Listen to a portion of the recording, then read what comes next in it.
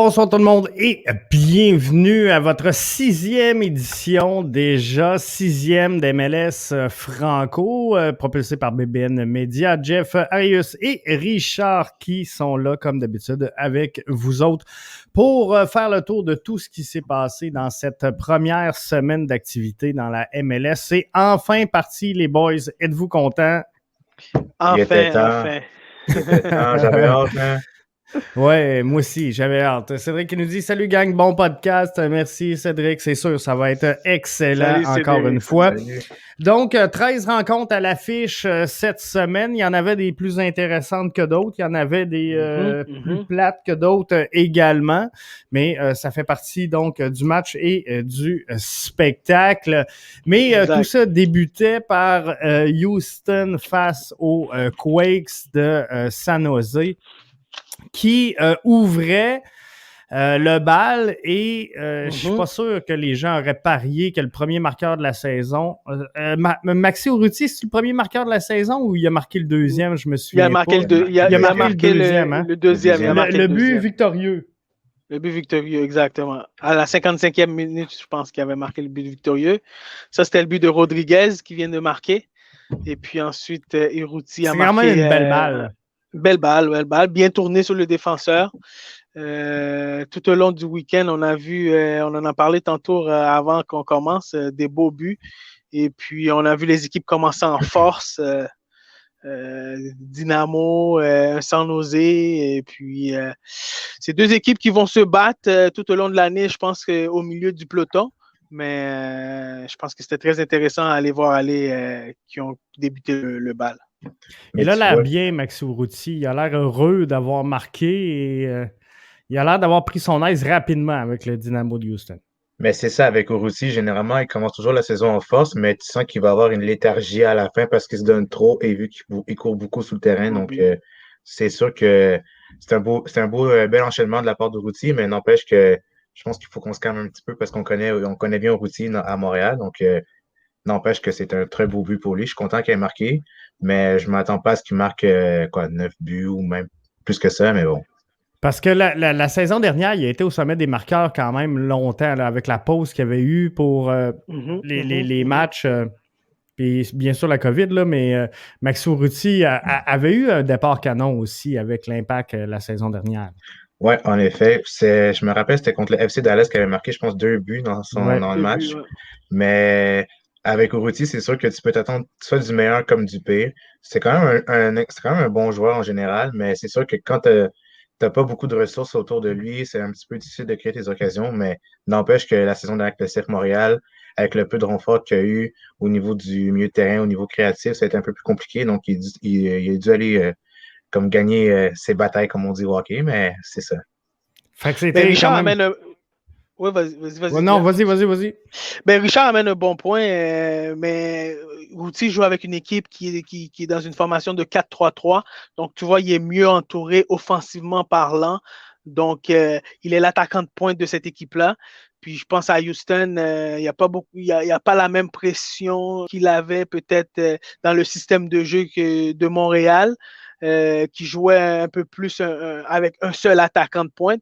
Mais là, il a des ailiers, puis il a des milieux d'offensive qui arrivent un peu plus à son aide. Donc, qui va faire que je pense que Urruti pourrait surprendre beaucoup de cette année. Puis à Houston, comme je t'ai dit, c'est l'attaquant numéro 1. Donc, il va avoir beaucoup de temps de jeu. Donc, je pense qu'il va pouvoir surprendre.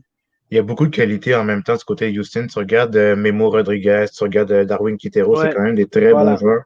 Donc, au niveau qualité, il y a quand même quelque chose à aller chercher du côté de Houston, malgré que le marché n'est pas très, très bon.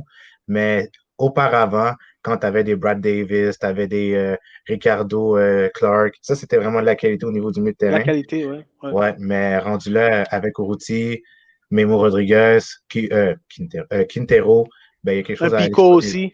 Oui, exactement, oui, qui est très, très intéressant. Et l'an passé, on ne se cachera pas que Maxi Urruti avait de la misère à recevoir des ballons. Il y avait beaucoup... Des ballons. Maxi Urruti, il est bon quand les ballons viennent à lui, mais d'aller chercher le ballon, c'est plus difficile et c'est ce qu'on lui demandait de faire l'an passé parce qu'on n'avait pas le talent pour lui amener, malheureusement. Seattle, Minnesota, tout un match également. Quel match? Sanders de Seattle, hein, tout un club. Je pensais pas que ça allait finir comme 4-0 du côté de Minnesota parce que vraiment, je pensais que ça allait être un match chaudement disputé. Mais ce que j'ai remarqué dans ce match-là, ça a été juste l'action de Joao Paulo. Juste ce but-là, ça a comme ouvert les écluses du côté de Seattle parce qu'il n'y avait pas beaucoup d'occasions créées durant la première période. Mais juste ce but-là, ça a comme réveillé un peu l'équipe de Seattle qui a ouvert la machine par la suite. Oui, c'était tout un match. On a vu une équipe Seattle formidable. Comme Richard a dit, en première demi, ça a fini 0-0. Et puis, en deuxième demi, le but de Joel Paulo. Quel but, beau contrôle. Oui, sans que le ballon touche au sol. Comme ça fait Exactement, il a bien enchaîné ça. Et puis, après ça, on a vu un Seattle qui a mis ça à la 5e vitesse et puis un Diaz qui a marqué 2 buts qui s'est repris après son pénalité qu'il a manqué. Et puis, on a vu aussi un Minnesota qui a eu 2-3 occasions en clair de revenir dans le match qu'ils ont manqué avec Lod puis Reynoso, qui ont eu quand même un très bon match. Le score, c'est ça qui arrive avec 2 équipes comme ça. C'est 2 équipes quand même très offensives et puis qui veulent aller chercher la victoire à chaque match. Et puis, dès que le jeu s'ouvre, mais ça risque de finir à des scores comme ça. Puis, c'est exactement ce qui est arrivé. Et puis, je pense que le jeu s'est ouvert et puis, Seattle a pris l'occasion de ça et puis ils ont marqué 4 buts rapidement en deuxième demi et puis ça a fini 4-0. Sur ce jeu-là, non, c'est pas sur lui, c'est sur le 3e but. Ça, c'est un beau centre. Ça, c'est un beau sur centre. le 3e but, je vais essayer de le ramener, que moi, je voyais un hors-jeu. Je pense que ça va être ici. Mais en fait, c'est pas clair. Le joueur qui je sais de qu'est-ce que tu veux amener comme point. Le joueur, ici. Oui. Là, le ballon n'est pas décollé. Il va décoller. Regardez les 2 joueurs de Seattle qui sont quand même un petit peu plus loin. Alors, est-ce qu'il y a hors-jeu? Il n'y a pas hors-jeu. Je vais te dire pourquoi il n'y a pas hors-jeu, JF. Parce que toi, tu dois penser que Diaz était hors-jeu, mais sauf que c'est le 2e joueur. C'est ça, il ne fait pas partie de l'action. C'est exactement. C'est le 2e joueur après Diaz qui a pris le jeu et puis Diaz a suivi après, qui a suivi puis qui a pris le ballon. Parce que, oublie pas maintenant, dans le nouvelle règle FIFA, c'est que le ballon est en jeu, mais si le joueur arrête dans son action, arrête de bouger, le jeu continue. Fait que le joueur qui était en jeu, lui, il peut continuer l'action. Donc, je pense que ce qui est arrivé, Diaz a arrêté sa course, mais le 2e joueur a continué et puis il est parti en profondeur. Hein, mais c'est un bon point, t'amènes. C'était un beau but quand même. Très beau but. C'était un des bons matchs. Un qui était pas pire aussi, que j'ai adoré. CF Montréal qui surprend tout le monde en battant la bête noire, Toronto FC, donc dans ce derby. Devant 0 spectateur, alors qu'il y en avait plein aujourd'hui à Miami. À Orlando. Oui, c'est ça. Mais quel match quand même pour la troupe de Wilfred Nancy, qui dans les circonstances a très bien fait. On sait que la préparation a été difficile. Seulement 2 matchs préparatoires. Donc, dans les circonstances, je pense qu'on peut être très, très, très satisfait de cette rencontre-là. Je veux vos observations sur ce match-là, Richard. Moi, j'ai remarqué qu'il y avait comme une suite au projet de Thierry Henry. Tu voyais que le club gardait vraiment la possession du ballon. Tu savais qu'il y avait une ligne directrice au niveau du milieu de terrain avec Wanyama et Piet qui a connu un très bon match. Mais c'est sûr que le joueur du match du côté du CF Montréal, ça a été Zachary Brault-Guillard. Tu voyais qu'au niveau percussion, il était vraiment présent. Tu voyais que ses centres, c'était pas trop croche, si on veut. C'était quand même bien. Il y avait beaucoup de qualité au niveau de ses centres. Avec Georgi Mihailovic, j'ai vraiment aimé sa performance. Oui. Tu sens vraiment la qualité, puis tu sens la classe au niveau du milieu de terrain. C'est lui, je pense que c'était la pièce manquante du côté du CF Montréal, parce que Boyan, auparavant, c'était ça qu'on voulait amener, que Georgie amène, mais ça n'a pas été le cas. Mais avec Georgie, ça a été plus concluant. Mais la performance que j'ai retenue aussi, ça a été celle de Kamal Miller. Très, très calme, très serein. J'ai vraiment aimé ce qu'il amenait. couvrait beaucoup de terrain parce que Kiza montait souvent, mais revenait pas assez. Donc, ça créait beaucoup d'espace du côté des défenseurs, du côté de la défense à gauche. Donc, ça a été une chose que j'ai remarqué du côté de Kamal Miller. C'est quelqu'un qui est très serein, très calme. Il sent son leadership aussi. Je me suis fait tirer des roches aujourd'hui parce que j'ai observé que Waterman traînait 2 pianos à queue en arrière de lui. Et moi, personnellement, j'ai pas aimé le match de Waterman. Puis, tu sais, oui, CF Montréal a gagné, ça a bien été, mais je pense qu'il va falloir trouver un autre défenseur central, sachant que Bings, tu sais, sans dire qu'il achève avec le CF Montréal, on va s'entendre, il va s'en aller à Bologne, on le sait, plus tôt que tard.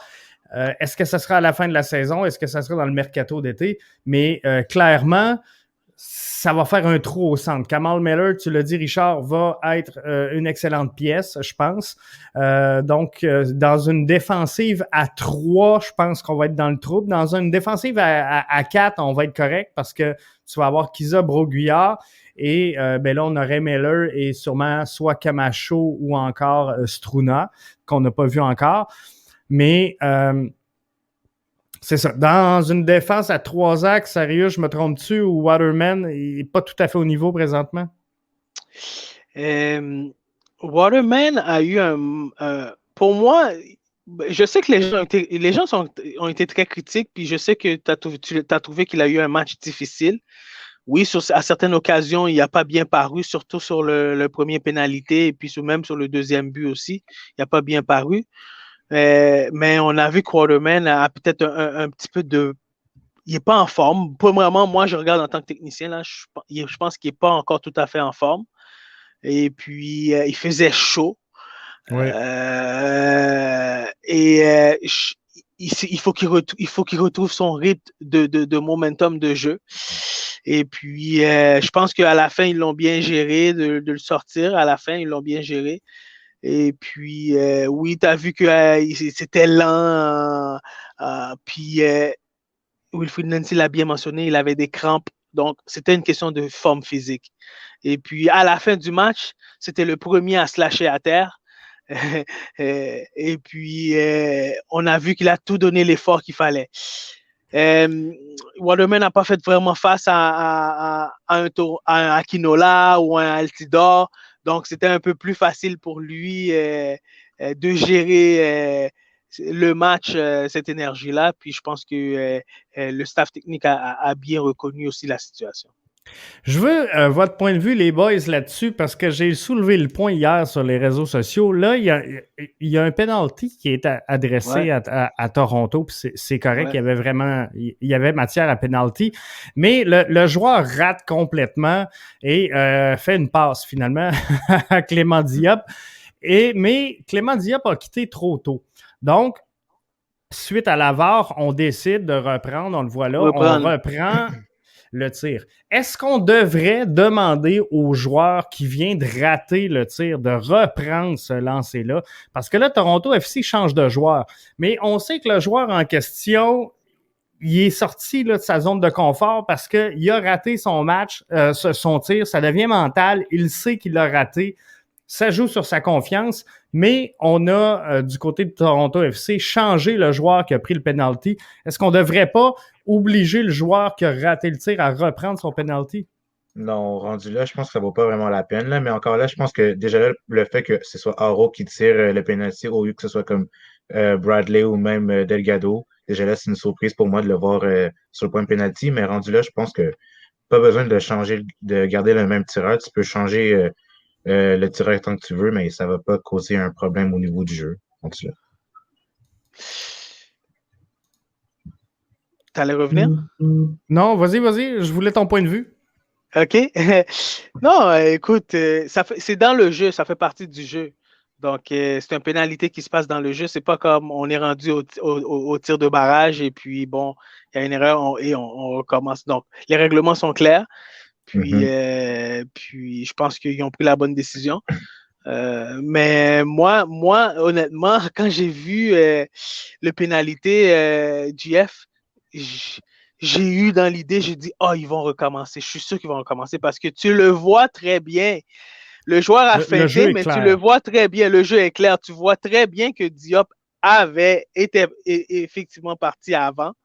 Et puis, ils ont recommencé, mais l'arbitre a pris la bonne décision, puis le VAR aussi, je pense que les gens ont pris la bonne décision. Est-ce que, sans dire que cette victoire-là du CF Montréal est comment je pourrais dire? Était acquise, si on veut. Est acquise parce que Toronto avait un club B. Je trouve ça dommage parce que sur les réseaux sociaux, il y en a plein qui m'ont dit, ouais, on va minimiser un peu la performance du CF Montréal parce que ils ont joué contre le club B de Toronto FC, mais c'est quand même ce club B-là qu'on a louangé mercredi suite à une victoire contre Club León qui est champion mexicain. Donc, malgré que oui, il y avait des absents de marque pour le Toronto FC, on peut pas parler d'une mauvaise formation sur le terrain, là. Non, mais il y a de la qualité même au milieu de terrain. Tu vois que c'était un peu plus compliqué du côté de la défense de Torontoise avec Gonzalez, mais n'empêche qu'il y a des très bons joueurs comme Nobel Okello, tu as des jeunes joueurs comme Schaffelberg et ainsi de suite, mais au niveau qualité, c'est autant équivalent qu'un 11 en MLS. Donc, il n'y a pas de souci à se faire, mais je pense qu'encore là, je pense qu'il faut qu'on se calme parce que c'est le premier match. Puis le CF Montréal, ben, on ne s'attend pas à ce qu'ils gagnent contre le Toronto parce que Toronto ont toujours été meilleurs que nous, entre parenthèses, même si au fond, moi, je sais qu'on est meilleurs qu'eux. Ouais, mais c'est sûr que c'est ça. Faut pas s'alarmer concernant l'équipe B de Toronto, mais il y a quand même de la qualité encore là. Moi, je crois qu'il faut quand même donner du crédit à l'Impact de Montréal. Oui. Et rien enlever non plus le fait que Toronto a joué 2 matchs en 3 jours. Pozuelo blessé, Altidore blessé, Akinola blessé. Donc, on l'a vu, c'est une équipe qui s'est bien défendue à la CONCACAF, qui a battu un grand club qui est Léon. Donc, chapeau à l'Impact de Montréal. Puis on en a parlé, JF. Comment c'était important. Qui a eu très peu de préparation. Qui a eu très peu de préparation, puis comment c'était important dans les 15 premières minutes de bien se présenter et de faire une différence. Puis moi, je pense que c'est là l'Impact a fait la différence dans le match, parce que le Toronto FC était une équipe qui était venue gérer, dicter son match, mais ils se sont fait surprendre par une équipe qui était bien préparée. Moi, je le dis encore une fois, il faut donner à César qu'est-ce qui regarde à César, parce que Wilfried Nancy a fait un très bon travail. J'ai vu qu'il a bien préparé son équipe, et puis l'équipe a bien répondu. Puis, ce qui a rattrapé vraiment TFC, moi, je pense que la chaleur, les gens ne parlent pas beaucoup, mais là, il faisait chaud. Et puis, 2 matchs en 3 jours, cette chaleur-là a un peu fait mal en deuxième demi à Toronto. Et puis, un impact frais, puis bien géré. Ils ont respecté leur plan de match. Ils ont profité de l'occasion, puis ils sont allés chercher un 3 points. Puis juste pour revenir. Oui, vas-y. Ouais, excuse-moi. Mais juste pour revenir à ton point concernant la gestion de l'équipe, si tu prends le système de jeu de Toronto, ce qui était vraiment axé sur le pressing constant avec et sans le ballon, comparé au CF Montréal, que c'est vraiment plus la possession, c'est sûr qu'avec Toronto, tu vas vraiment épuiser tes joueurs un peu plus vieillissants, comme exemple Bradley qui doit courir énormément puis courir beaucoup de terrain, à comparer à d'autres joueurs qui marchent, on va dire, sur le terrain. Mais c'est sûr que c'est une question de gestion. Puis c'est sûr qu'avec la philosophie que Chris Armas veut amener du côté de Toronto, qui est un pressing constant, 90 minutes non-stop, c'est sûr que tu vas brûler tes joueurs. Donc déjà que la chaleur, le pressing, c'est juste des facteurs qui vont nuire à ton équipe. Donc, et moi, je suis content de voir le CF Montréal qui a, dès le début du match, imposé son rythme de jeu. On en avait parlé, Arius, ensemble mercredi passé. On ne voulait pas que Montréal observe tout le long du match et soit très, très bas pour ensuite, finalement, attendre et espérer pouvoir marquer sur une contre-attaque. Donc, c'est le fun. C'est le fun de les voir imposer comme ça. Ils ont marqué très tôt dans le match. Je pense que ça les a aidés. Ouais. Et content de voir aussi, sans dire une espèce d'arrogance, mais de voir Wilfried Nancy ne pas avoir peur de dire, regarde, on va changer l'effectif, on va reposer nos boys. La game est faite, elle est cannée, elle est rentrée. On a vu plusieurs joueurs de premier plan retraités au banc, comme si Nancy envoyait le message à Chris Armas, regarde, Le match, il est rentré, on vous a battu, on repose nos boys maintenant. Puis ça, je trouve ça bien. Mais c'est la meilleure décision. Excuse-moi, Richard. Excuse-moi, Jeff. C'est la meilleure décision à prendre, Jeff. Si tu as un coach, tu mènes 4-1 ou 3-1, puis tu es rendu à fin de match, ben, t'es capable de. C'est plus facile pour toi de prendre une décision de sortir certains joueurs puis de reposer certains joueurs. Et puis, ben, qu'il a très bien fait aussi. Puis, et en même temps, ben, effectivement, tu l'as bien dit, il envoie un message. Et puis, pour revenir au point que Richard avait amené par rapport au début à l'équipe, ben, on a vu un milieu de terrain très mobile. Moi, j'étais surpris de voir un milieu de terrain très mobile avec George et puis Wanyama, puis Piet. Piet, ça faisait longtemps que je n'avais pas vu Piet jouer un match comme ça. Moi, je lui lève mon chapeau à Piet. Parce que en récupération, il a été incroyable. Oui, puis il a bien géré avec Wanyama. Puis je pense qu'il y a un Wanyama qui lui a qui a joué un très bon match hier. Et puis Wanyama, mais j'ai même eu peur qu'il se fait prendre un deuxième carton jaune parce qu'il était très agressif hier sur beaucoup de ballons 50-50. Et puis lui aussi, c'est un joueur à bien se gérer, mais je pense qu'ils l'ont bien géré hier, mais c'était vraiment beau. Et il a l'air solide, hein? Wanyama, quand il rentre en contact avec un joueur. Ah ouais, c'est solide. Ça fait mal. Ça a été sa réputation en Angleterre. Donc, exactement, ça fait mal. Ouais. Mais de le voir sur le corner, là, avoir le dessus sur Bradley, ça, c'est le fun. Ça. C'est libérateur. Je pourrais l'écouter en boucle. Orlando face à Atlanta. Ça n'a pas été le plus gros match de la fin de semaine, on va être franc. Mais c'était un bon match quand même. Je pense que le score ne reflète pas nécessairement le match à 0-0. Je pense qu'il s'est passé quand même des belles séquences dans cette rencontre-là, mais je pensais vraiment que Orlando allait réussir à s'imposer contre un Atlanta qui était quand même privé des services de Joseph Martinez pour cette rencontre-là. Mais il y a quand même de la qualité dans les deux équipes, donc c'est sûr qu'au niveau gestion, ça a été un peu plus, ça a été plus mis de l'avant, si on veut. Mais c'est dommage que les deux équipes se laissent sur un score ainsi parce qu'il y avait beaucoup d'opportunités et beaucoup d'occasions de créer de la part des deux équipes. Nani, par contre, n'a pas connu un match. Ben, pour ma part, j'ai trouvé que Nani n'a pas connu un match plutôt électrisant. C'est sûr qu'avec la perte de Pato qui a été blessé à la cheville, au genou, je crois, encore une fois, ça va être lui vraiment qui va porter l'équipe parce que là, ça va faire vraiment mal à la formation de Oscar Pareja. Mais c'est ça. Ça a été un match plutôt décevant de la part de Nani. Mais n'empêche qu'il y a eu des beaux flashs offensifs de la part d'Orlando et même d'Atlanta. C'est ça. Est-ce que le score est pareil si Dom Dwyer est avec la formation? Ah, le score, il reste pareil. Le score, il reste pareil. Là, peu importe. Là, je trouve que Dom Dwyer, franchement, est overrated. C'est une petite pièce, mais bon, c'est ça. On a vu un Orlando qui a raté 2-3 occasions avec Pato. Mais malheureusement, Pato qui sort avec une blessure. Et puis, beau stade, beau stadium, belle ambiance. Encore une fois, je pense que les deux équipes, le premier match de la saison, puis les deux équipes faisaient face à une chaleur qui était incroyable, accablante en fin de semaine. Donc, ça a peut-être eu un effet aussi sur la finition devant le but, l'énergie, le manque d'énergie et tout. C'est pas normal un gars comme Pato qui rate une occasion comme ça, une belle occasion comme ça. Mm-hmm. Donc, il aurait dû la mettre dedans et puis je pense que le match aurait pu basculer d'un côté à l'autre. Celle-là, c'est LAFC face à Austin. C'est le duel des vedettes, hein? Matthew McConaughey. Mais c'était ça aussi quand même un match qui était très attendu parce que c'était le premier match de Austin FC. Alors, tout le monde attendait ça. Mais LAFC qui a quand même donc bien sorti dans cette rencontre-là, là, Richard. Ouais, comparé au le LFC, justement, j'ai trouvé que c'était pas le LFC que je m'attendais de la saison dernière, c'était plutôt un LFC un peu timide, si on veut, parce que malgré les occasions qu'il y a eu, c'est sûr que j'ai pas vu le LFC qui était vraiment dominant. Tu voyais que Austin avait quand même quelques opportunités, mais ça n'a pas été conclu. pas été concluant du côté de Austin, mais n'empêche que LFC, c'est sûr que Rossi, je pense que Rossi n'était pas là. Vela était sorti un peu tardivement, je crois.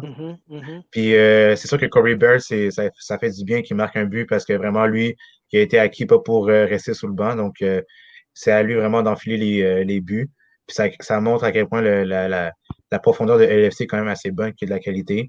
Mais n'empêche que LFC, ça a été un petit peu timide, je trouve. Ça n'a pas été un match électrisant parce qu'on s'attendait à ce que Austin sort Austin sort un bon résultat avec Pochettino et Cecilio Dominguez, mais n'empêche qu'il y a eu quand même du positif à retenir dans les deux équipes. Je pense que oui. Vraiment du positif. Puis un match historique pour Austin. Donc, on a vu, par exemple, un LAFC à la 60e minute, l'expérience qui a pris le dessus. Mais c'était un match qui n'avait pas beaucoup de cohésion, mais qui a fini par LAFC qui a fini par trouver deux buts à la fin pour aller chercher un 3 points. Mais on a vu qu'un LFC qui est arrivé, puis qui se sont battus, puis encore une fois, en fin de semaine, mais un peu partout, je ne sais pas pourquoi, mais il faisait très chaud aux États-Unis, et puis on a vu des pauses d'hydratation. Des pauses d'hydratation, exactement. Donc, c'était très demandant physiquement pour les joueurs en fin de semaine. Fait que peut-être c'était pour ça qu'il faisait qu'il y avait certains matchs comme LAFC Austin qui n'avaient pas beaucoup trop de cohésion, puis trop de chimie sur le jeu. Le match DC United face à NICFC, moi, j'avais hâte de le voir parce que, plusieurs observateurs, puis je me suis dit, peut-être que je surestime la capacité du CF Montréal, mais plusieurs observateurs ont placé Montréal bon dernier, ou en tout cas 13-14 dans l'Est. Alors, j'avais hâte de voir le match DC United, NIC pour voir finalement un peu si le CF Montréal pourrait se battre avec ces formations-là qui, pour moi, sont des formations milieu de peloton. Arius, je pense que Montréal peut se battre contre ces formations-là. Définitivement, JF. Puis j'ai vu le match un peu. J'ai regardé une bonne partie de la rencontre.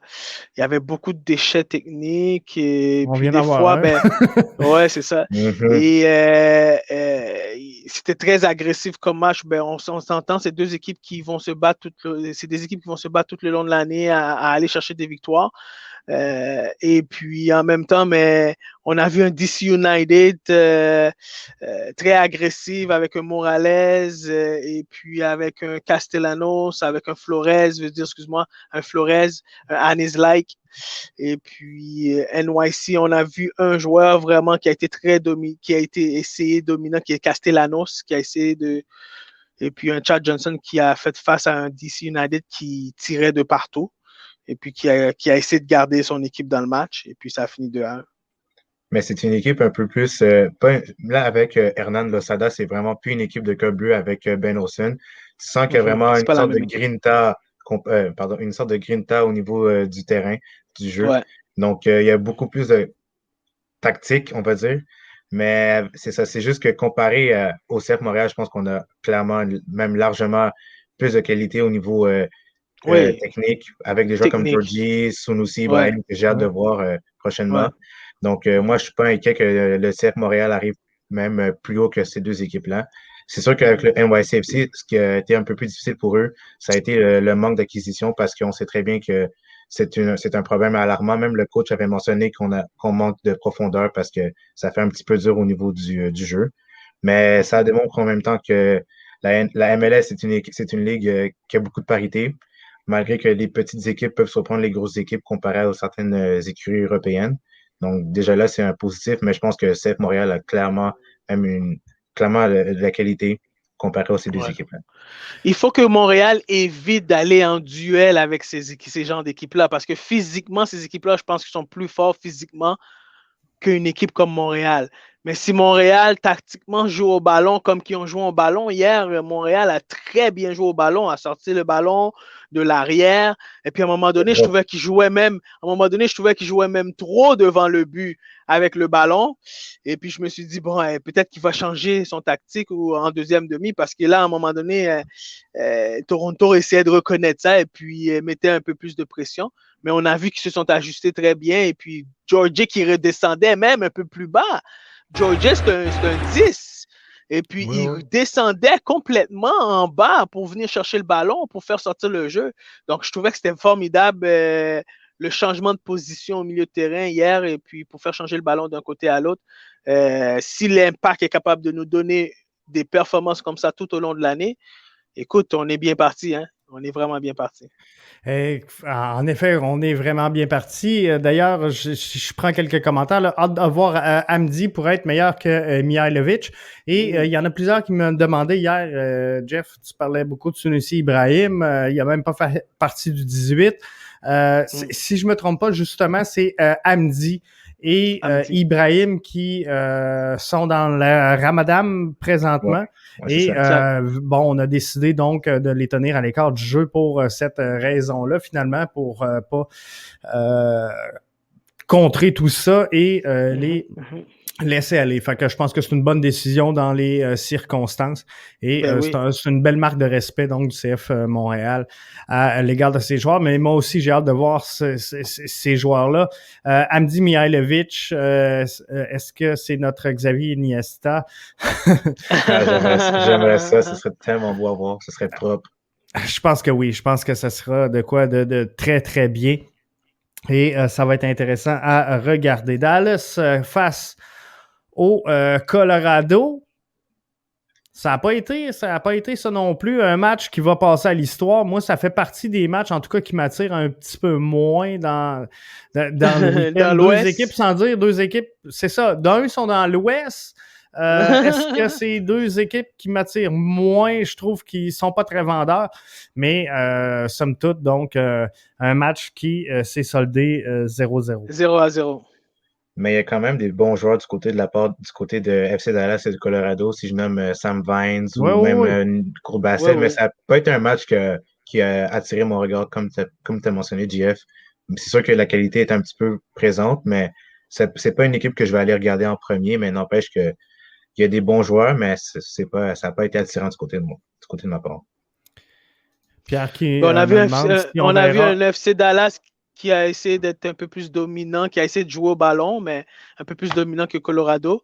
Mais encore là, comme vous dites bien, c'est des équipes dans l'Ouest et puis qu'on suit un peu moins.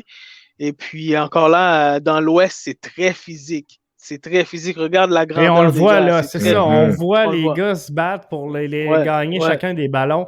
Effectivement, c'est des shows de lutte. Et c'est souvent des luttes où on va rapidement dans l'Ouest au duel. Hein. Fait que on voit des attroupements beaucoup plus que dans l'Est où, sans dire que le ballon circule plus librement, on a plus de liberté d'action un peu. Oui, exactement.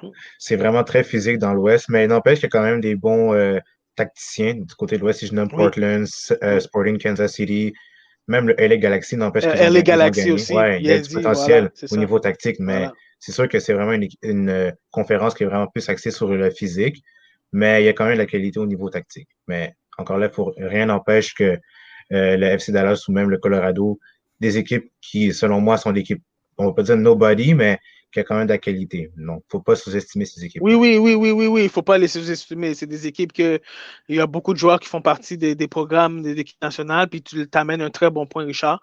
Et puis, il y a de la qualité, et puis, c'est éventuellement, ça, c'est le début de la saison, hein, encore JF. Puis éventuellement, que la saison va se faufiler, puis tout va se mettre en place, et puis les équipes, on va voir qu'ils vont mieux se comporter aussi. Oui, c'est ça. Sans dire que les équipes ne sont pas toutes à niveau, je pense qu'on n'a pas vu le summum là encore de ce qu'on peut présenter, même si on a eu vraiment des beaux highlights en cette première fin de semaine-là. Moi, j'ai vu des buts assez incroyables. Pour une première semaine d'activité, je pense qu'on était relativement gâtés dans cette rencontre-là. Le Red Bull de New York affrontait le Sporting Kansas City quand même. Ça aussi, moi, c'est le genre de match où je regarde si, l'Impact, CF Montréal, d'ici la fin de la saison, je vais être bon. Mais donc, c'est le genre de club que je regarde à savoir, est-ce qu'on peut se comparer? Est-ce qu'on est à peu près au niveau? Et encore une fois, moi, je pense qu'on peut rivaliser contre ces formations-là, mais on a eu un bon match Sporting face au Red Bull. Oui, il y a eu une très bonne rencontre de la part des deux équipes. Tu vois justement le but de Caden Clark. Très beau but, encore une fois. Juste le fait qu'il marque des bangers, des golassos, comme ça indique à quel point le joueur est très, très bon techniquement. Mais ce que j'aime de la part des deux équipes, c'est qu'il y a vraiment beaucoup d'envie du côté de la possession. Tu vois que la marque de commerce des Red Bulls, c'est vraiment le pressing, mais c'est sûr que ça a été un peu plus compliqué avec la formation de Struber. Parce que c'est sûr que il y avait beaucoup de jeunes au niveau du terrain, ça a été un peu plus difficile. Les conditions étaient peut-être optimales. C'est quand même le premier match de la saison, donc c'est sûr qu'il y a un temps d'adaptation au niveau tactique de Struber parce que c'est sa première saison. Mais si je regarde du côté de Sporting Kansas City, c'est juste une continuité avec la saison dernière. Tu sens qu'il y a de la qualité, tu sens qu'il y a un style de jeu, une philosophie qui cadre parfaitement l'équipe, un mélange de jeunes, d'expérience. Donc, de les voir gagner contre les Red Bulls, déjà le gagner à New York, au New Jersey, c'est très compliqué. Donc là, le faire comme ça avec Pulido qui n'était même pas là, donc ça indique que la qualité est présente. Donc, il joue en pyjama en plus. C'est ça. Très beau maillot en passant, donc n'empêche que la qualité était là, mais c'est sûr que je ne suis pas étonné de voir le Sporting KC remporter ce match-là. Arius, tu vois-tu la même chose? Et deux jeunes équipes, puis moi je vois que c'est des équipes qui peuvent ressembler à l'Impact de Montréal, jeunes, combatifs, et puis il y a des joueurs qui sont un peu similaires, et puis c'est pas des équipes qui sont super grands physiquement non plus. Puis c'est des équipes qui sont quand même très bien équilibrées au niveau de la taille, puis tout. Au milieu de terrain, comme qui dit, il y a des gars très jeunes. Et puis, je pense que c'est des équipes qu'éventuellement, on va voir l'impact. Si l'impact continue dans ce qu'on m'a démontré hier, si c'est ce travail-là qu'on va faire avec les joueurs, ben, je pense que l'impact va être des équipes compétitives. Puis Red Bulls, éventuellement, dans quelques années, va être des équipes compétitives comme ça. Et puis Sporting va être des équipes compétitives comme ça. Donc, c'est très bien parti. Très bien parti. Chicago face aux Revs. Les Revs qui ont quand même une équipe équilibrée. Puis à mes yeux, ont une excellente formation. Eux aussi, sans dire qu'ils sont négligés, plusieurs les mettent quand même relativement loin au classement cette saison. Moi, je pense que les Revs pourraient surprendre plusieurs personnes en cours de saison. Et hier, verdict nul. 2-2 face à un Fire de Chicago qui, eux, vont se battre là, pour les derniers rangs, selon moi, dans l'association de l'Est. Donc, dans les circonstances, Arius, est-ce que c'est un résultat qui est décevant pour les Revs, un match nul? Non, pas décevant. Au contraire, moi, je pense que c'est un résultat qui est décevant pour Chicago parce que Chicago, depuis l'an dernier, ils ont cette difficulté à garder ou à protéger leur avance. On voit une équipe qui était fougueux à bien débuter 2-0 et puis ils n'ont pas pu protéger leur avance contre une équipe justement qui est reconnue à revenir de l'arrière, à se battre même si ils tirent de l'arrière.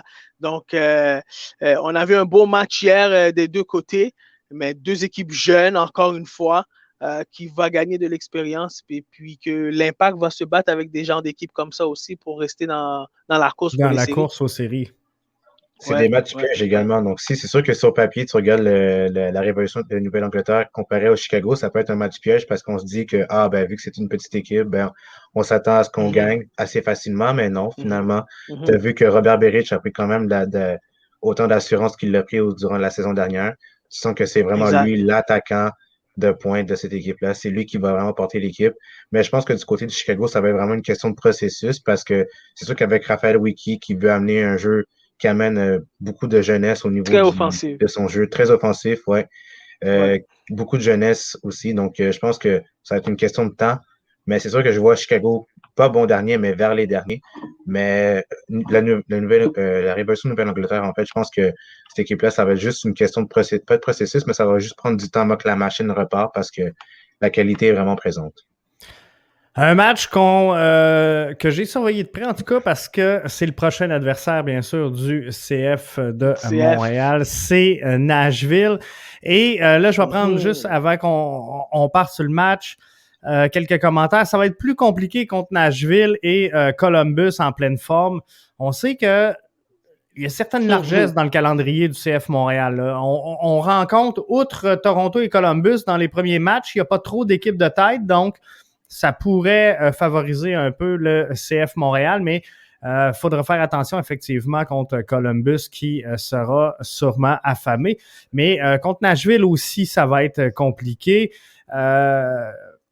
Pierre qui nous dit « Je crois que Johnson devrait commencer le match contre une défensive très physique du côté de Nashville. » Et là, on va regarder les highlights de ce match-là et après, je vais vous donner quelques détails sur ce match-là. Mais un match chaudement disputé. Au début de la saison, j'avais dit, bon, pour Cincinnati, ça sera pas assez d'aller signer un Brenner qui viendra pas changer finalement la donne de toute une équipe au complet. Ils ont quand même bien fait Cincinnati hier, là, malgré tout. Ouais, quand même. Tu as vu que les joueurs amenaient beaucoup d'offensivité au niveau du tir offensif. Donc, je pense que ça a été un match plutôt... pour un premier match, du côté de Cincinnati, c'était un bon match, en somme toute. C'est sûr que Brenner a marqué sur penalty. Ça va être bon pour sa confiance. Juste le geste technique que Lucha Costa vient de faire, la petite louche devant le gardien, c'est très compliqué. Ça prend vraiment des gros gestes techniques pour ça, mais je pense que du côté de Cincinnati, ça a été un match plutôt pas conservateur, mais on va dire conservateur entre parenthèses, mais il y a eu beaucoup de flashs offensifs et quelques erreurs défensives. Ça, c'est vraiment le point que cette équipe-là doit améliorer au cours de la saison. Mais je pense que du côté de Nashville, c'est une équipe qui est très physique, avec des joueurs comme Zimmerman qui est très, très bon, Romney, Godoy. Mais le joueur à surveiller, ça va être vraiment Randall Leal, un joueur très offensif, qui aime provoquer, qui aime les duels. Donc, je pense que juste le fait qu'il marque ce superbe but, ça indique autant la qualité de cette équipe-là. Mais c'est une équipe qui est très surprenante parce que franchement, moi, Nashville, je suis pas très, très fan. C'est plus une équipe, pas dire col bleu, mais qui travaille très, très fort, qui a des bons joueurs, qui se fient surtout sur les qualités de Léal et de Mukhtar, justement, pour gagner ces rencontres. Mais ça, c'était un beau but. Ouais, c'était très beau but. C'est très compliqué. Ouais. C'est très compliqué. Très beau but, mais le gardien était faible. Moi, j'ai trouvé que le gardien était faible quand même parce que c'est quand même de à peu près 40 mètres, ça, à peu près. Oui, elle est loin. Elle est loin, fait qu'il y avait le temps à la grandeur des gardiens aujourd'hui, je pense qu'il y avait le temps. Mais écoute, des fois, le ballon a des yeux. Puis, ça se retrouve dans le fond du filet. Mais on a vu un Nashville très solide, malgré il tirait de l'arrière 2-0 dans le match. Cincinnati, une équipe un peu moins expérimentée, plus jeune, puis n'a pas pu protéger leur avance de 2-0. Et puis, Nashville est revenu de l'arrière pour aller chercher un match nul. Mais on a vu quelque chose de très prometteur à Cincinnati, puis espérons que ça va. C'est pas comme dans leur début de leur expansion où est-ce qu'ils avaient bien commencé leur saison et puis après ils ont fini très bas dans le classement. Mais on espère que Brenner va continuer à nous épater et puis que des jeunes vont pouvoir continuer à vouloir venir dans cette ligue-là. Si on regarde l'alignement de Nashville, parce que, comme je disais, c'est le prochain. C'est le prochain adversaire du CF Montréal. Un 4-2-3-1 pour Nashville. 4-2-3-1. Et Richard, tu le disais, là. Des très bons joueurs à presque tous les niveaux, malgré tout. Parce qu'on a en défensive centrale Zimmerman qui est solide. Mm-hmm. On a un Godoy. On a Mukhtar et Lille qui a été là, le joueur dominant, je pense, hier dans cette rencontre-là. Et le joueur, surtout, que le CF Montréal devra avoir à l'œil. Oui, vraiment. Et Nashville, hier, on le voit ici, ceux et celles qui sont avec nous en vidéo sur la portion droite de votre écran en bleu foncé, c'est la zone de tir d'où provenaient les lancers. C'est 31 lancés pour Nashville hier dans cette rencontre-là. Ça commence à faire des ballons, là. C'est rare en tabarouette qu'on voit ça, 31 lancés dans un match. Ouais, c'est vraiment rare, mais ça indique à quel point la défense de Cincinnati est très, très faible. Puis ça a commencé même durant leur première saison en MLS. C'était vraiment le point critique qu'il fallait se concentrer durant le mercato.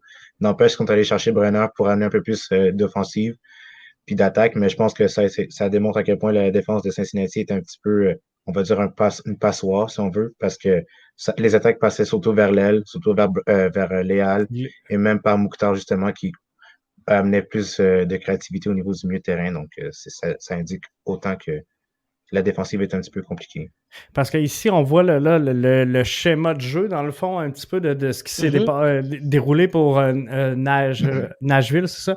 Donc, on voit là, entre Zimmerman et Romney, il y a eu quand même 31 passes d'effectuées dans cette rencontre-là. Et Lovitz, qui servait peu à rien chez le CF Montréal, a quand même servi pas mal hier pour Nashville, parce que 19 échanges entre lui et Romney, 17 échanges entre Lovitz et Godoy et 27 échanges entre Lovitz et Léal. Donc, ça va jouer sur le couloir gauche. Il faudra faire attention du côté du CF Montréal, mais Lovitz là, devient presque une pièce maîtresse dans cette défensive latérale-là chez Nashville. Écoute, Jeff, tu amènes un très bon point au niveau de la possession du ballon avec Nashville. Sur 437 passes, ils ont un pourcentage de réussite de 81% de réussite. Donc, c'est une équipe qui était hier en 58% de possession du ballon contre Cincinnati. On a vu une équipe qui a bougé beaucoup le ballon et sans toucher l'attaquant de pointe trop de fois. Donc, c'était beaucoup possession du ballon, puis attendre un moment pour chercher la balle en profondeur pour marquer, pour aller chercher le but. Donc, l'Impact doit faire très attention parce que c'est une équipe, tu vois, s'ils gardent la possession du ballon, ben, ils vont garder le momentum tout le long du match et puis ben, ils vont juste avoir une occasion, puis ils vont la mettre dedans, puis ils pourront faire mal à l'Impact. Richard, le FC Cincinnati hier a joué en 4-4-1-1. En tout cas en 4-5-1, a bougé un petit peu pendant le match pour revenir en 5-4-1 en deuxième mi-temps. Ça indique quand même un bloc relativement bas. Est-ce que CF Montréal doit changer sa stratégie ou elle continue avec son schéma tactique qui a quand même relativement bien fonctionné contre Toronto? Je pense que le CF de Montréal devrait plutôt garder sa formation, mais je pense qu'encore là, ça va dépendre de l'adversaire, puis ça va dépendre de ce que l'adversaire va proposer comme style offensif. Parce que si tu regardes l'exemple Cincinnati, qui est vraiment plus axé sur l'offensive avec des joueurs comme Brenner, Acosta, Barreal et Kubo, ça crée beaucoup d'espace au niveau du milieu de terrain, donc ce qui fait en sorte que les milieux de terrain, comme exemple Mokojo, va plus descendre, ce qui va créer plus de trous. Mais je pense que le CF Montréal va plus se concentrer sur sa formation, vu qu'il y a comme déjà un projet de jeu qui est mis de l'avant. Oui. Mais ça va vraiment dépendre des adversaires du CF Montréal, justement. Parce qu'on peut s'attendre à voir là, un 4-2-3-1. Je pense que ça va être la marque de commerce pour Nashville. Et dans le fond, ce qui va être important, c'est de ne pas concéder le territoire chez le CF Montréal. Si on joue beaucoup trop bas, beaucoup trop calé, on va se faire prendre un peu comme Cincinnati en fin de semaine qui a donné 31 tirs, là. C'est ça. Puis justement, le fait que Lovitz amène beaucoup d'options au niveau des attaquants, ça crée plus de surnombre du côté de Nashville. Mais n'empêche que si le CF Montréal joue intelligemment et joue derrière le dos de Lovitz, ça crée beaucoup d'espace parce qu'il manque beaucoup, mais énormément. Ce qui fait en sorte que le CF Montréal peut amener un peu plus de surnombre sur les ailes pour venir comme provoquer les défenseurs centraux avec Romney et Zimmerman. Justement, Romney qui est pas très vite, justement. Donc, ça fait en sorte que soit Kyoto ou même des ailiers comme, je veux dire, Joaquin Torres peut comme venir chercher les duels 1 contre 1 puis les gagner assez facilement. Est-ce que c'est le temps, Arius, de ramener justement peut-être un Johnson en pointe pour centrer des ballons finalement à partir de derrière Lavitz, justement parce qu'il risque de concéder un peu défensivement vu sa position sur le terrain? Non. Et puis, si les tests de COVID font en sorte que l'Impact n'a pas besoin de changer son alignement partant, moi, comme entraîneur, je ne changerai pas mon alignement partant et non plus la formation. C'est une formule gagnante. C'est une formule gagnante, exactement, tu as bien dit. Et pourquoi aussi, GF? Parce qu'au milieu de terrain, on aura plus d'avant.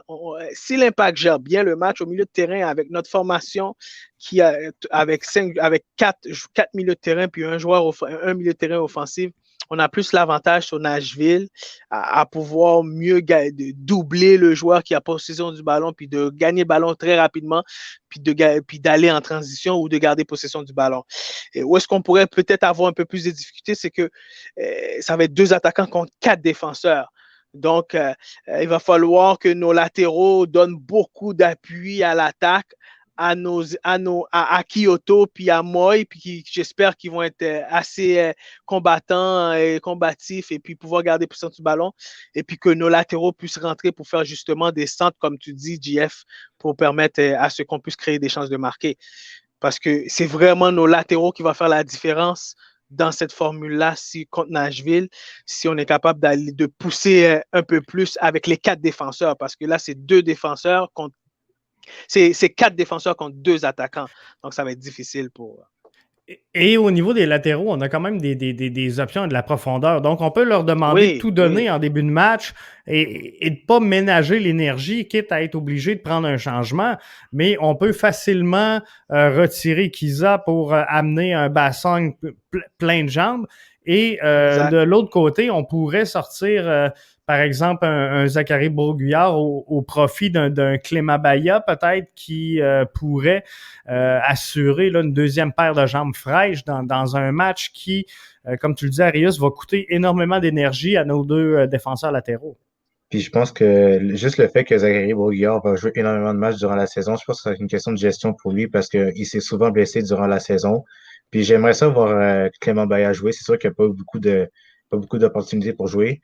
Je m'attendais à ce qu'il se fasse prêter pour avoir un peu plus de temps de jeu, mais en même temps, il faut que tu te renforces au niveau de cette position-là. Mais c'est une question de gestion du côté de Zachary Broguillard parce qu'il s'est souvent blessé durant la saison. Mais je pense que si ce gars-là se blesse pas puis qu'il connaît une très bonne saison, je pense que avec le CF Montréal, on peut atteindre, pas des sommets, mais on peut atteindre un bon bout de chemin durant la saison. Je pense que oui. Et Zachary Broguillard, là, pour moi, c'était le prochain gros transfert chez le CF Montréal.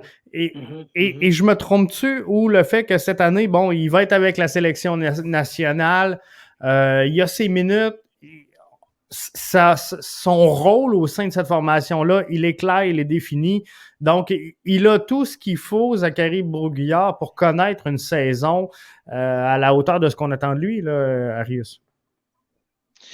Écoute, hier, il m'a impressionné. Vraiment. Puisqu'on parle de lui, on va rester sur ce sujet-là. Hier, il m'a impressionné parce qu'à un moment donné, j'ai vu 2-3 monter, mais je me suis dit, est-ce que c'est Zachary Broguillard, ça? Parce que c'est pas le même joueur que j'ai vu avec le U23 et hier.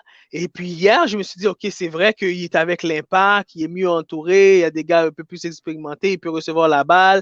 Il sait que s'il monte, ben, il y a quelqu'un qui va bien le couvrir et tout ça.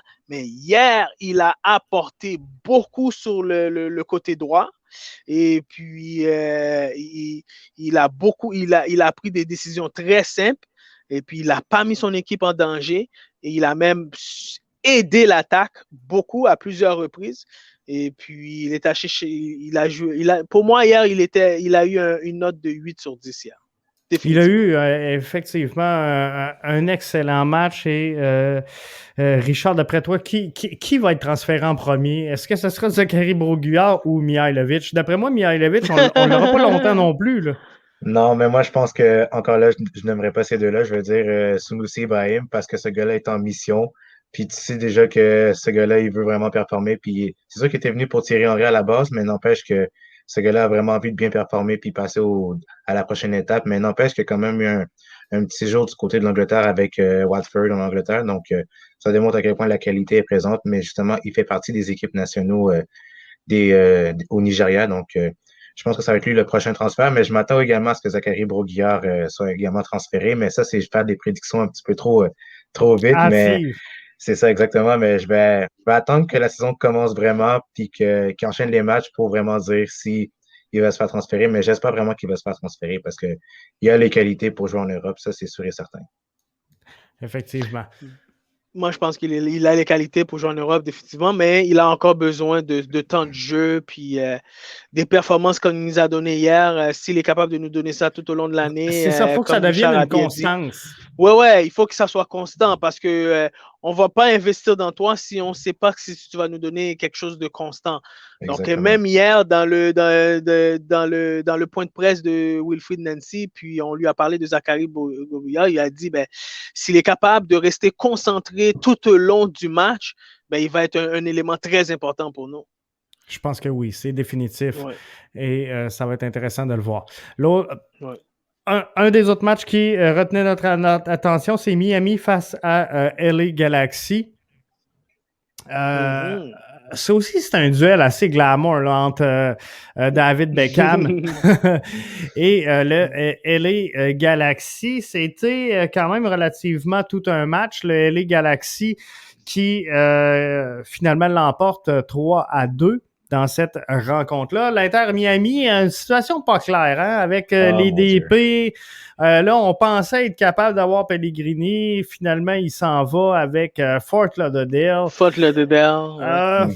C'est étrange. Mais il va avoir premièrement, il va avoir une suspension, je pense qu'il s'en vient. Puis la Ligue l'a bien défini que Miami avait violé les règles de trois joueurs désignés. De 3 joueurs désignés. Mais c'est drôle que tu l'as bien mentionné, JF. Ça, c'est un match glamour.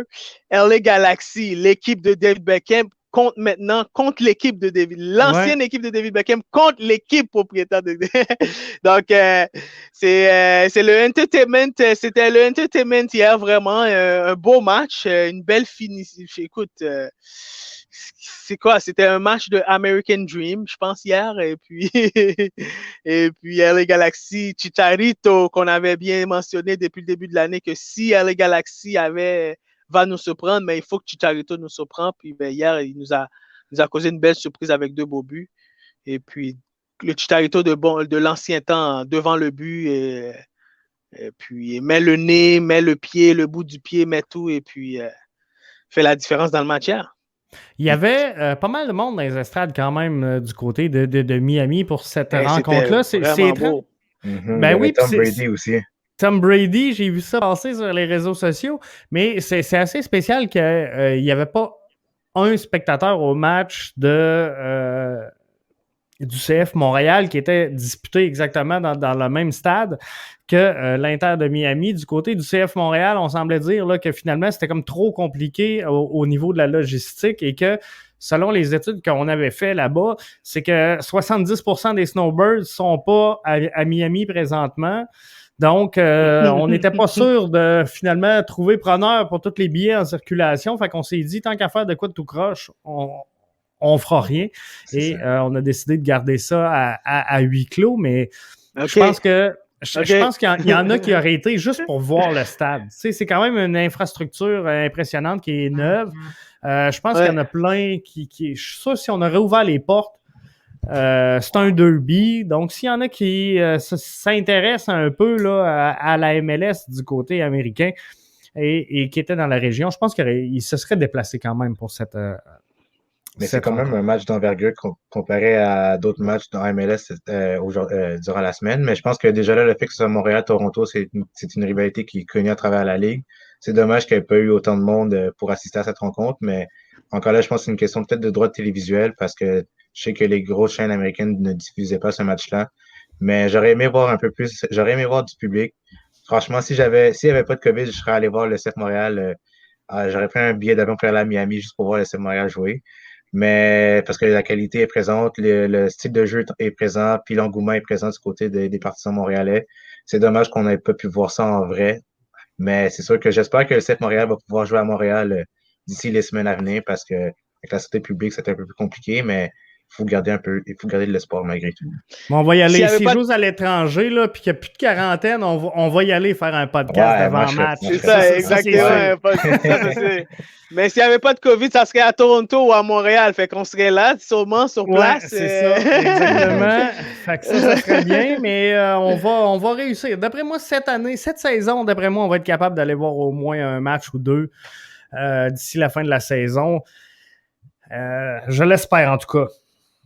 On l'espère tous parce que vraiment, si les Canadiens ont réussi à revenir au Forum, je pense que l'Impact va pouvoir revenir au Stade Saputo éventuellement aussi. Je pense que oui. Exactement. Au Centre Bell. Columbus, Philadelphie, le match s'est terminé là, quelques minutes avant qu'on entre en direct. Donc, j'ai pas la vidéo des highlights de cette rencontre-là. Match qui se termine finalement 0-0 entre quand même deux puissances dans l'Est, deux formations qu'on voit au sommet et deux formations également peut-être un peu fatiguées parce que c'est deux formations qui sont en Ligue des champions de la CONCACAF présentement.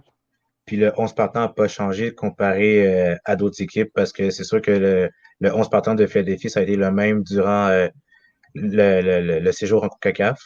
C'est sûr que la fatigue a été un peu plus présente. Les joueurs sont un peu fatigués, c'est une question de gestion, mais je m'attendais à ce que ce soit un match chaudement disputé, plutôt offensif, mais ça a été un peu un match en termes défensifs plutôt correct parce que les occasions étaient là, mais la défense a été plutôt bonne du côté de Colorado et du côté du Union de Philadelphie. C'est sûr que ça a été un match difficile, mais je m'attends à... Il y a eu des bonnes choses qu'on a vues, notamment l'arrêt de Andre Blake sur Jazzy Zardes et de Arthur. Il y a eu des bons moments du côté du crew comme du Philadelphia Union. Donc, ça a été un match qui nous a gardé plutôt sur la fin, mais il y a eu beaucoup de potentiel offensif et défensif. Pendant que tu me dis que pendant que tu as amené le point que peut-être c'est à cause que c'est deux équipes, mais tu me fais réfléchir à ça. Regarde, Atlanta a 0 but, Toronto 1 but, Union 0 but, Columbus 0 but. Puis c'est qui l'autre équipe? Portland, mais Portland n'a pas encore joué. Portland, ils ont tout donné. Richard va te le dire tantôt. Là. Portland, là, il reste Portland. Il reste Portland. En ce moment, je pense que tu as raison, puis je pense que la fatigue nous démontre parce que c'est 2 matchs en 3 jours. Là. Exactement. Et tantôt, Arius, tu faisais allusion à la température présentement. Ouais. Un peu partout, on a eu des pauses d'hydratation. Mais je pense que ça a joué. Puis je sais que Wilfred Nancy, à la veille du match, a fait pratiquer les joueurs du CF Montréal exactement à 2 heures, parce que le match est à 2 heures. Donc, la veille du match, on a préparé les joueurs à un entraînement très physique à 2 heures pour que les joueurs aient la réalité. 2 buts pour Toronto. Ouais, excuse-moi, c'est vrai, 2 buts. C'est pas grave. C'était moins que le CF Montréal, si ce n'est pas. Mais donc, Richard, ce soir, 22h, Vancouver affronte Portland. En théorie, c'est un walk in the park, ça, pour moi, je serais pas prêt à dire un walk in the park parce que je sais que Marc Dos Santos va quand même bien préparer son équipe. C'est sûr qu'il y avait eu des joueurs, on a vu la pré-saison, ça a été un peu plus, pas compliqué, mais il y a eu des bons moments comme des mauvais moments. Mais je pense que ça va être un match chaudement disputé de la part de Vancouver. Ils vont quand même se battre, même si c'est un derby aussi, donc un derby de la Cascadia. C'est un derby. Donc, Marc Dos Santos, on le connaît comme entraîneur très fougueux, très combatif. Et il sait comment parler à ses joueurs dans le blanc des yeux. Donc, il va être prêt pour ce match-là. Mais je sais que Portland vont gagner, mais ce ne sera pas un score ahurissant comme 4-0, comme on a vu avec Minnesota et Seattle. Mais ça va être un match chaudement disputé, n'empêche. Je pense que oui. Arius, tu vois-tu la même chose?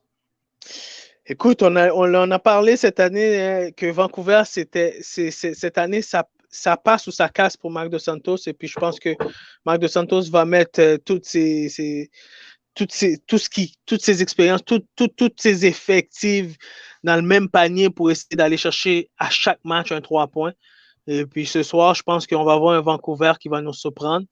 Puis on en a parlé dans notre podcast. On a vu un Vancouver, un Cavallini qui est très prêt et puis une équipe qui était prêt qui a quand même des bons éléments aussi. Oui, qui a des bons éléments et puis qui étaient prêts durant leur pré-saison et puis qui ont démontré des belles choses durant la pré-saison. Et puis espérons que, mais moi je le souhaite à Marc Dos Santos et puis espérons qu'ils vont commencer la saison du bon pied. Je pense que oui. En terminant, Cédric nous dit Hansi Flick annonce qu'il quitte le Bayern à la fin de la saison. J'espère qu'Olivier Renard a son numéro. On va faire un bout avec ce qu'on a, puis on verra ce que ça va donner. C'est ça, c'est ça. Je pense qu'on est quand même bien présentement. Mais on n'a pas d'argent. Non, c'est ça, exactement. En terminant, je veux vous entendre parce que y en a qui en ont de l'argent puis qui en ont énormément. On a annoncé aujourd'hui la création de la Super League d'Europe et il va s'en circuler de l'argent, là, je peux vous le garantir. Oui. Je pense qu'on n'a pas fini d'en entendre parler. Ça a été officialisé aujourd'hui, mais je pense qu'on va en parler pour quelques semaines encore.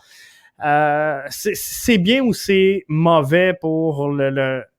Ah, c'est pas bon. C'est vraiment pas bon pour le football en général. Là, tu vois que l'argent, c'est vraiment une question d'argent, puis c'est vraiment une question de business parce que étant fan d'Arsenal depuis longtemps, pour tous les fans d'Arsenal, vous comprenez à quel point l'argent, c'est compliqué pour nous au niveau des transferts. Donc, c'est une opportunité pour nous de faire un peu plus de sous. Mais je pense que ça détruit vraiment le sport en général parce que généralement, le sport, c'est plus axé sur les valeurs collectives. Mais là, c'est vraiment une question plus de matérialisme puis d'une question d'argent plus faire des sous. Il y en a qui disent que c'est bon pour le développement des sports, du soccer en général, mais je pense que c'est plus une question de profit. En fait, c'est bon pour la visibilité parce que c'est sûr que tout le monde va en parler, tout le monde va suivre parce que sûrement que il va y avoir beaucoup d'argent impliqué. Fait que je pense que ça va attirer son auditoire, ça, j'en suis convaincu. Mais il y en a qui vont écouter juste pour haïr le produit. Il y en a qui vont juste être curieux. Mais c'est ça, pour le sport proprement dit, est-ce qu'on n'est pas en train de perdre justement ces valeurs-là, Arius, de base du foot, alors que là, c'est l'argent qui va un peu mener le bal? Ben, on en a souvent parlé, JF, puis on revient toujours au même point qui est on voit les Barcelona, on voit les Real Madrid, on voit les Liverpool, on voit tout le temps les mêmes, les Manchester United. Donc, c'est toujours eux qui font les Manchester City aujourd'hui, les Paris Saint-Germain aujourd'hui. C'est toujours eux qui font les plus grands transferts et c'est toujours de eux qu'on parle de qui vont aller chercher. Donc, à un moment donné, on le sait déjà qu'il y a déjà un déséquilibre dans la business. Il y a déjà un gros déséquilibre dans la business. Et donc, est-ce que je suis surpris de voir aujourd'hui qu'on veut faire une ligue ainsi? Non, je ne suis pas surpris. Et puis, de plus en plus que ces millionnaires-là sont impliqués et puis que leur argent parle plus que d'autres choses, ben, ils vont se permettre de se faire qu'est-ce qu'ils veulent. Ils peuvent se permettre de faire ce qu'ils veulent.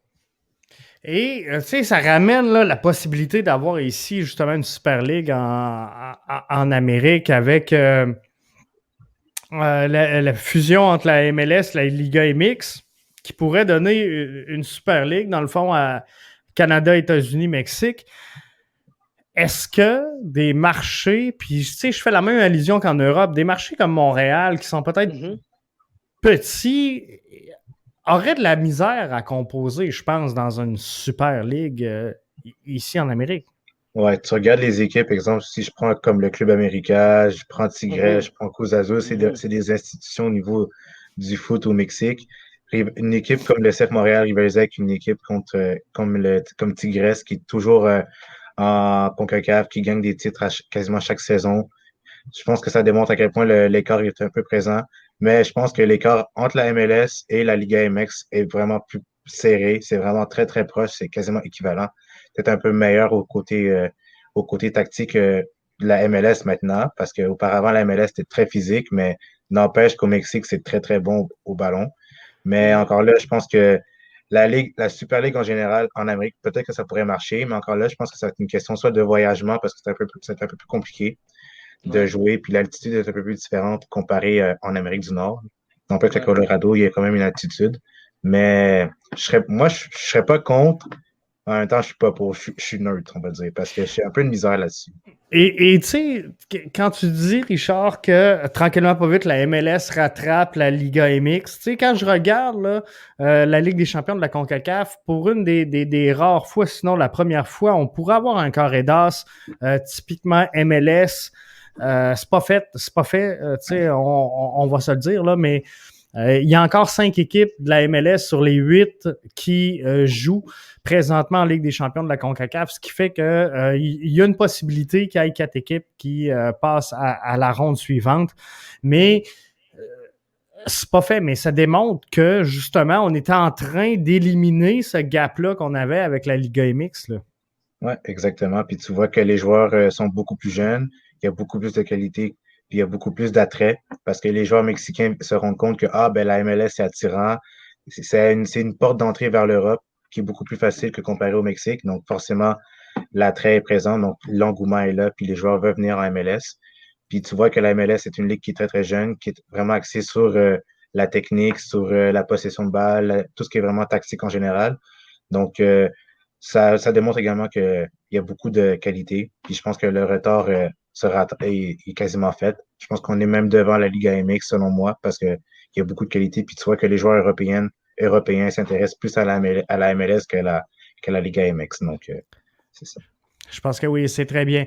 Donc, pour revenir à cette Super League en Europe, malgré que c'était 355 millions d'euros, je pense qu'on offrait à chaque club qui rejoignait la Super League. Bayern et PSG ont refusé de se joindre à cette Super League-là et c'est tout à leur honneur. Mais par contre, je pense que du côté de l'UEFA, on va essayer de mettre des bâtons dans les roues à cette Super League-là, parce que clairement, ce qu'on voyait, c'est que les joueurs ne pourront pas aller en sélection nationale. Les joueurs qui seront là vont être privés de plein de choses. Donc, tu sais, je pense que c'est It's Money Talk, mais il y a des joueurs qui vont y penser 2 fois. Ouais, vraiment. Puis encore là, tu vois. Ah, vas-y. Vas-y, Richard. Ouais, c'est ça, mais c'est dommage parce que ça perd la valeur que le sport amène en général, parce que le sport, c'est plus un sport, ça amène comme une sorte de bien à notre quotidien en général. Puis de voir que c'est plus l'argent qui prime sur les valeurs collectives, c'est un petit peu dommage parce que c'est pas ça que ça devrait inculquer chez les jeunes. Tu sais, moi, j'adore regarder des clubs comme Ajax qui développent ces jeunes, tu sais, qui construisent vraiment par l'intérieur. Et tu sais, de voir des ligues comme ça arriver, on perd un peu cette essence-là, Rius.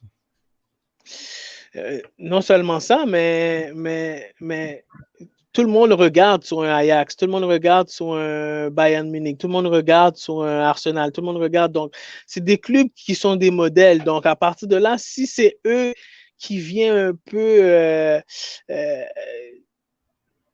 casser un peu le système et puis tout faire un changement drastique, ben, on doit se poser aussi la question, pourquoi on entend parler de cette ligue-là? Est-ce qu'il y a quelque chose qui ne fonctionne pas? Est-ce qu'il y a quelque chose qui fonctionne comme il faut en ce moment? Est-ce qu'il y a quelque chose qui doit changer dans la UEFA, dans la Champions League? Donc, toutes ces questions-là viennent aussi en surface. Et puis, est-ce que c'est du marketing aussi qu'on essaie de faire en même temps? Parce que, veut pas, c'est des grands clubs qui sont nommés.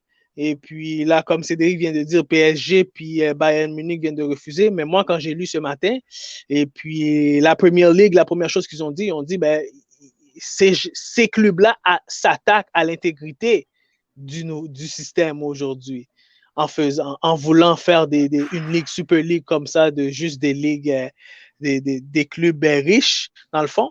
Donc, et je suis d'accord un peu avec eux parce que les clubs qui se battent qui n'ont pas les mêmes moyens, mais qui se battent pour le sport, pour le développement du sport, et puis qui arrivent à compétitionner avec des Barcelona, puis des Juventus, ben, il faut leur donner ce respect-là aussi. Puis je pense qu'on va leur enlever toute cette crédibilité-là, et puis qui fait que ben, ça pourrait affecter énormément notre sport si on voit des Bayern Munich, puis des Arsenal et puis des Liverpool changer complètement le système au complet.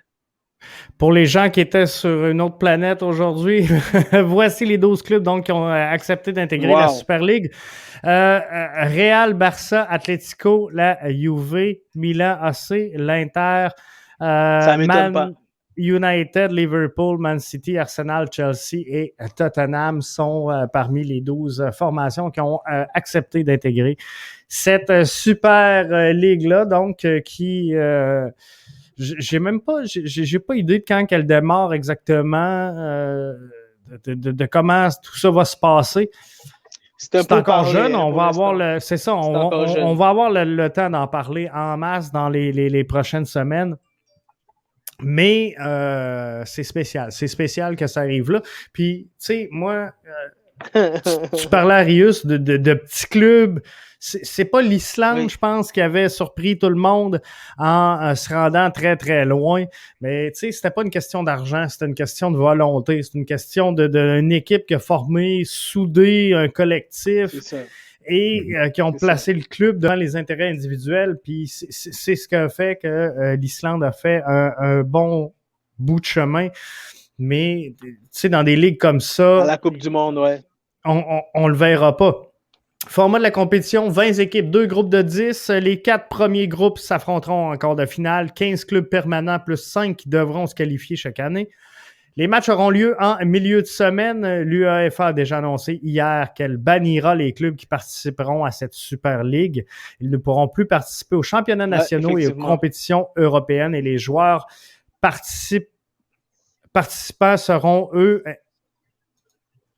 aussi, je pense qu'ils vont être bannis finalement des sélections nationales. Fait que ça n'a pas fini de brasser. Dans le fond, la FIFA va mettre une sanction. C'est ça, exactement. Mais ça devient une ligue privée. Ça devient une ligue privée. C'est ça. Et ce qu'on voit aujourd'hui ne reflète peut-être pas ce qui va se passer au jour 1 de la compétition. Là. Il va peut-être y avoir sans dire des négociations, mais il va peut-être avoir des pourparlers entre tout le monde qui va faire en sorte que il y aura des modifications, mais clairement, la Super League semble avoir un chemin, une ligne, puis piouf, on y va. Mais UEFA est complètement différent de la FIFA, hein, en passant pour les gens qui écoutent là. Puis souvent, on mélange les choses, mais UEFA, là, sont complètement différents de la FIFA. Puis, tu as d'autres ligues privées en même temps aussi qui travaillent alentour de ces organismes-là. Donc, on en a souvent parlé encore une fois, JF. Si les gens en place aujourd'hui qui font le développement, qui sont supposés de faire le développement du foot, ne font pas le travail, mais c'est ça qu'on va avoir. Éventuellement, on va avoir des genres de choses comme ça. Des clubs qui vont décider de faire autre chose, qui vont essayer d'amener le sport à un autre niveau. C'est ça, exactement. Fait que c'est décevant. Voilà. Est-ce que nos dirigeants de soccer aujourd'hui doivent faire un constat d'échec de leur modèle? C'est un peu ça, là, Richard? Je pense que oui, c'est un constat d'échec parce qu'encore là, l'argent, c'est vraiment l'argent qui domine dans le sport.